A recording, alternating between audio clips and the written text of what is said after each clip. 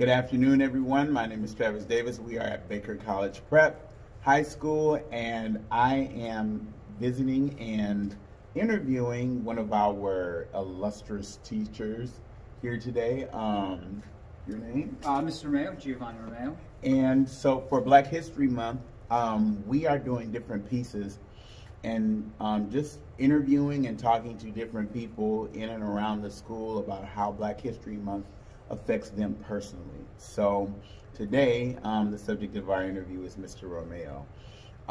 So Mr. Romeo, you are actually, well loved here at the school. You teach which class? 11th grade U.S. History, and Okay. then a cross-grade level U.S. History class, Okay. 9 through 12. So this will actually hit kind of close to your heart in many ways because just a little bit of a backdrop, and you can like intervene if I get anything wrong. So you are, so if they were to check boxes, you would check a box as a white/Caucasian male. Correct.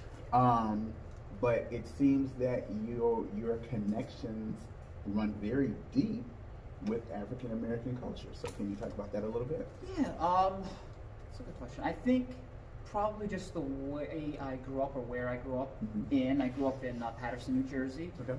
It is a city in New Jersey. Very racially and ethnically diverse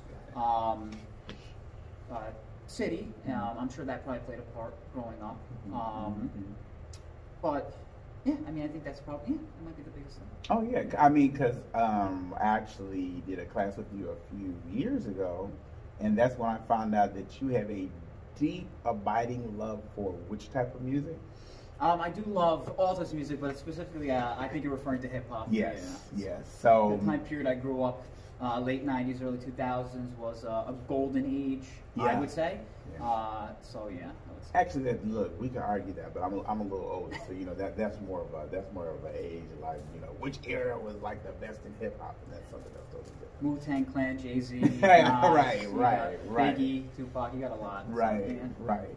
I mean, being so connected to the African American culture as you are, when Black History Month, how does it affect you, or what are your thoughts on it as in relation to you personally? Like, So I would say, to me, I know, Black history is American history, right? It is just as much American history as George Washington and Abraham Lincoln. And I think the way I feel personally connected to it is growing up. There wasn't a good job in the school I went to in terms of really promoting and acknowledging Black history. When I went to college, I think it even further hammered home when I knew I wanted to be a historian, studying history and like looking through course catalogs of courses I would take. And it was very much, there was one course on civil rights, 1950s to modern day, but that was really the extent of it for African American history. So as a result, what I wound up doing is I got my minor in African World Studies. oh wow. So I wound up staying in the history department, but also then studying in the African World Studies department, so I could get that history that I felt I was not getting in my general history curriculum. So that was obviously very informative and transformational for me. All this knowledge that I had no idea that I had never been taught until I actively sought it out. So going from like West African history, origins of African American or Africans in the Americas, getting even more details into modern day. Like I took a course on blues to R&B and hip hop, and it literally chronicled African American music from blues and jazz all the way to modern day. All of these things really had a big impact on me because it's our history as the United States that is not told in the way that it should be told. Do you ever feel so, because you are basically in that space, right, where you can bring the knowledge that you've learned to a group of kids that it most directly affects? Do you ever feel a sense of Do you ever feel honored to do that? Do you feel awkward when you're doing that? Like, what are your feelings like when you bring these things to your students? Like, where do you? I definitely feel honored. I also, not necessarily awkward, but I do feel like there's a certain weight, and I really need to be thoughtful with what I'm creating and putting in front of students. I mean, I would ask the students who have me in class how they think I'm doing, but I do, every time I try to plan the curriculum and plan lessons, I want it to be as culturally responsive to our students. I want them to feel connected to it. I would like them to feel empowered, curious,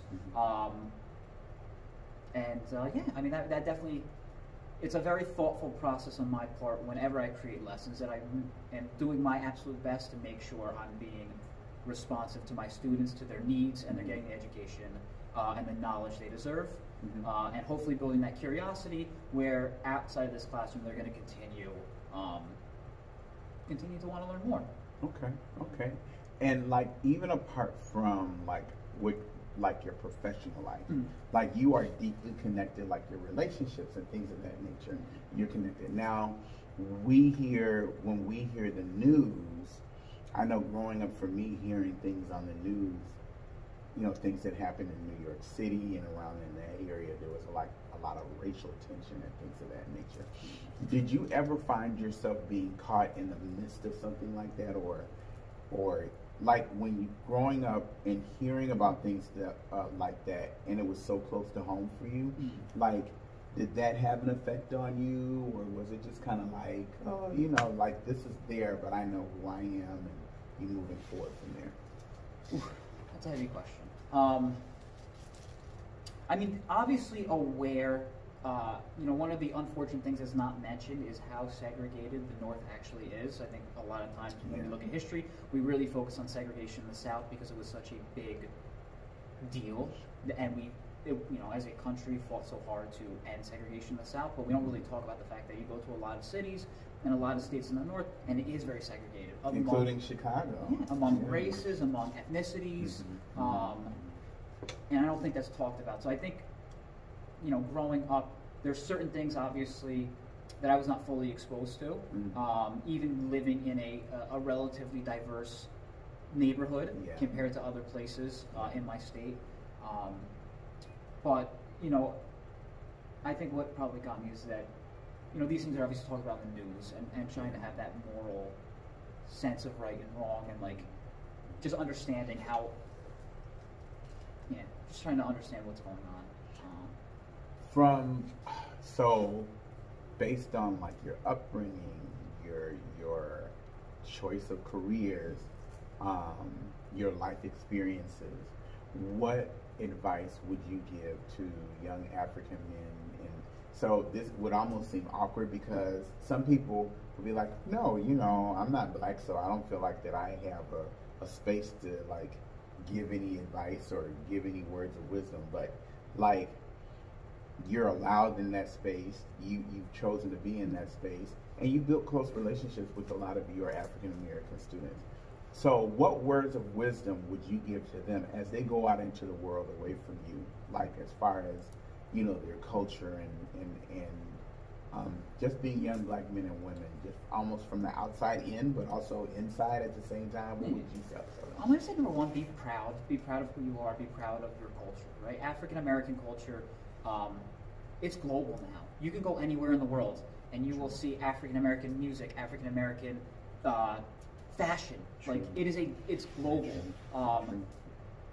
There's so much to be proud of. You can look, you know, there's one true American art form. You know, it's jazz music. There's nothing else that is true and uniquely American, and that's a creation of African Americans in the U.S. South. I would say number two, stand up for yourself. Like, be strong, be confident, and continue to work as hard as you've worked over the course of these 4 years. Obviously, the world is different outside of Chicago, and wanting everybody to kind of be aware, and I try to make that a focus of classes. Like, it is not a perfect world out there. Be aware of it, but then we all need to do our part to make it the world that we want it to be. Okay, so best hip hop group ever. Group, singer, that's tough.